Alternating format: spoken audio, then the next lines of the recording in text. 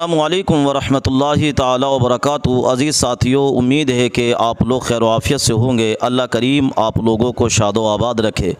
दोस्तों, हम आप लोगों से आई लव मोहम्मद सल्लल्लाहु ताला अलैहि वसल्लम के ताल्लुक़ से गुफ्तगू करेंगे, मगर उससे पहले अल्लाह के नबी सल्लल्लाहु ताला अलैहि वसल्लम की सीरत का एक अच्छा सा वाक़या आप लोगों के सामने रखने के लिए जा रहे हैं। इस वाक़े को गौर से समाअत कीजिए कि वो थे कैसे, आखिरकार दुनिया उनसे प्यार क्यों करती है, दुनिया आई लव मोहम्मद क्यों बोल रही है। अजीज़ साथियों, एक मरतबा अल्लाह के नबी सल्लल्लाहु ताला अलैहि वसल्लम जो थे, आप जंगल में से गुज़र रहे थे। एक एराबी इंसान था, यानी देहाती इंसान था, उसका ऊँट बिछड़ गया और वो भागने लगा, पागलों की तरह भागता था, लोगों को मारता था। अल्लाह के नबी सल्लल्लाहु अलैहि वसल्लम उस ऊँट के करीब जाने लगे।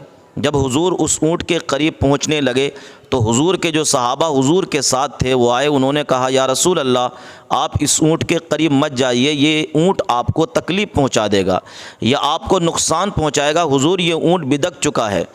तब अल्लाह के नबी सल्लल्लाहु अलैहि वसल्लम ने इरशाद फरमाया, मेरे सहाबा, ये ऊँट मुझे खूब जानता है कि मैं कौन हूँ।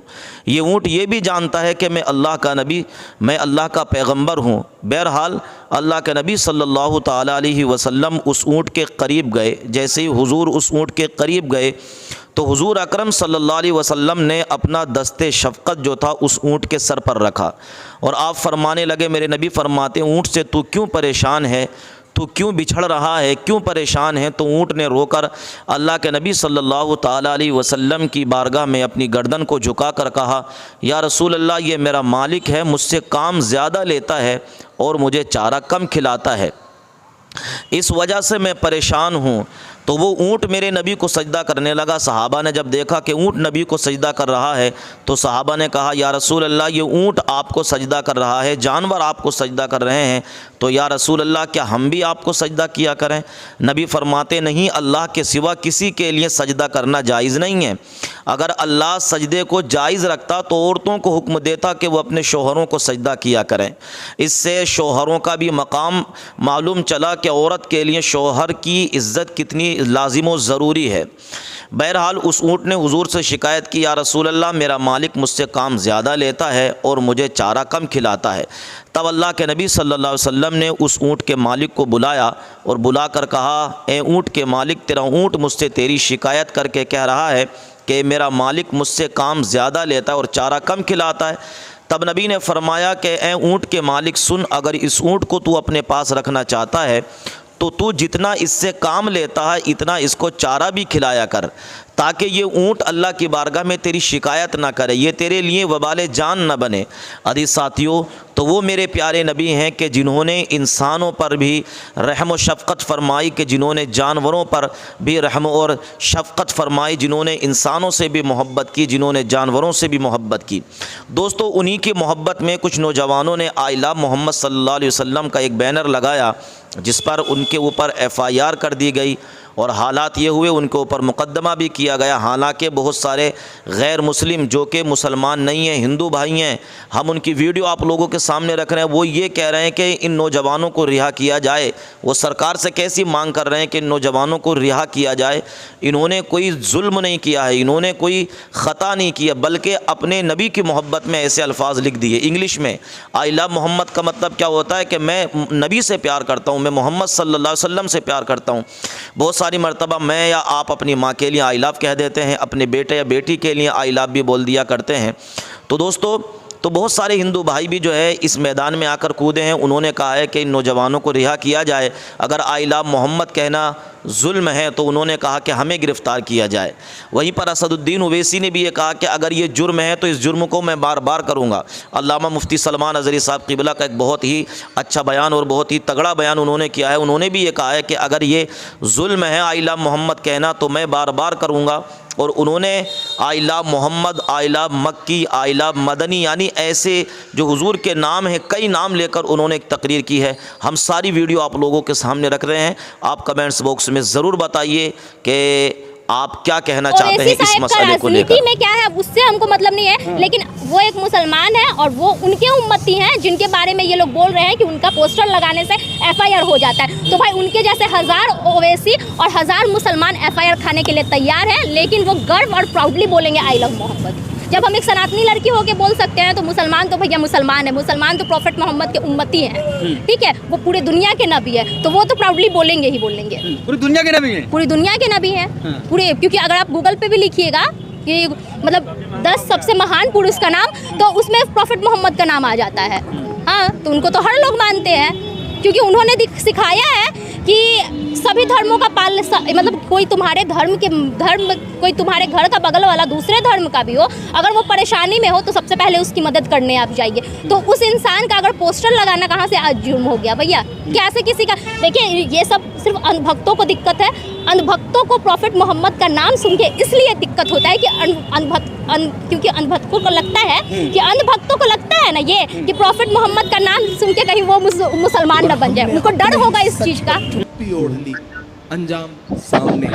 मैं अलग-ऐलान ये मिसरे पढ़ता हूँ साहब कि जंगे आजादी में फिरंगी लाख कुरान जलाए।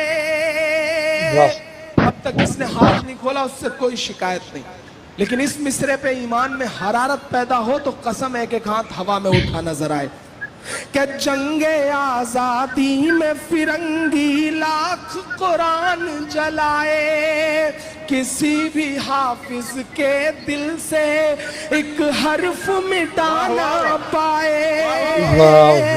वाह वाह, जिंदाबाद, वाह वाह वाह, के जंगे आजादी में फिरंगी लाख कुरान जलाए, किसी भी हाफिज के दिल से एक हर्फ मिटाना पाए, एक हर्फ मिटाना पाए। लिया है अल्लाह ने ऐसा भी काम मदरसों से, मत जोड़ो आतंकवाद का नाम मदरसों से। कोई इल्जाम मदरसों से, कोई इल्जाम मदरसों से। मैं मुशारे में आया तो मेरे बड़े बुजुर्ग शायर जो हजरात थे, उन्होंने कहा जो तुम पढ़ते हो इसे अदब में जगह नहीं मिलेगी, मर जाओगे तो किताबों में नहीं पढ़ाए जाओगे। मैं सब सुनता रहा और आपकी दुआओं के भरोसे कहता रहा कि मैं जानता हूँ कि मैं मरने के बाद किताबों में नहीं पढ़ाया जाऊंगा। मैं ये भी जानता हूँ कि शायद मुझे अदब में जगह ना मिले, लेकिन मैं ये भी जानता हूँ कि मैं इंशाअल्लाह जीते जी इंकलाब जरूर पैदा कर जाऊंगा। मैं न जाने किस उम्मीद में था, न जाने किन दुआओं के सहारे था, भरोसे था। ये शायद इस नज्म पर जो उलेमा हजरात ने, जो बड़े बुजुर्गों ने, जो मेरी माओ ने मेरे लिए नमाजों में दुआएं करते हुए मेरे सर पे मोहब्बतें दिखाई, उसका करम ये हुआ कि जिस शायर को वो कहते थे कि तुम्हें जगह ही नहीं मिलेगी कहीं, 29 साल की उम्र में उत्तर प्रदेश की हुकूमत ने उसके दामन में सूबे का सबसे बड़ा अवार्ड यश भारती डाला। ये सिर्फ और सिर्फ बड़े बुजुर्गों की दुआओं का सदका था, मोहब्बतें थी। मुझे इस नज़्म ने इमरान बनाया है। मुझे ताना बाना तोड़ दिया, प्यार मोहब्बत वाला तुमने हर अफसाना तोड़ दिया। तुमने मेरे देश का सारा ताना बाना तोड़ दिया, प्यार मोहब्बत वाला तुमने हर अफसाना तोड़ दिया। पर तुमसे नहीं टूटेगा मेरा भारत, कैसे तोड़ोगे? छत तोड़ोगे लेकिन मेरी हिम्मत कैसे तोड़ोगे? मेरे हिंदुस्तान से मेरी निस्बत कैसे तोड़ोगे? निस्बत कैसे तोड़ोगे? कि बुलडोजर के शोर के पीछे हर सच्चाई पस्त हुई। मुझको जालिम का तरफदार नहीं लिख सकते, कम से कम वो मुझे लाचार नहीं लिख सकते। जहां हथेली पे लिए बोल रहा हूं जो सच, उसको इस देश के अखबार नहीं लिख सकते।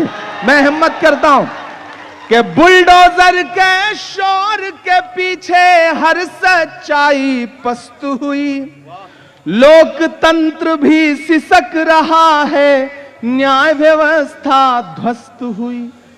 बुलडोजर के शोर के पीछे हर सच्चाई पस्त हुई, लोकतंत्र भी सिसक रहा है, न्याय व्यवस्था ध्वस्त हुई। काश कभी